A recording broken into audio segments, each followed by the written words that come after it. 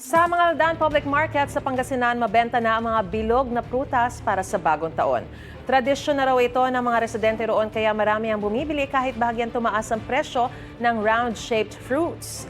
15 pesos hanggang 35 pesos ang kada piraso ng mansanas, peras at orange.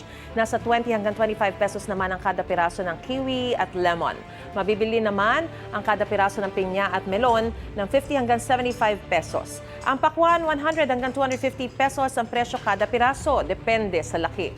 Nasa 200 pesos naman ang kada kilo ng ubas at longgan, habang 100 piso ang isang net o supot ng kiyat-kiyat. Ayon sa ilang nagtitinda, asahan tataas pa ang presyo ng mga prutas ngayong araw at bukas na bisperas ng bagong taon.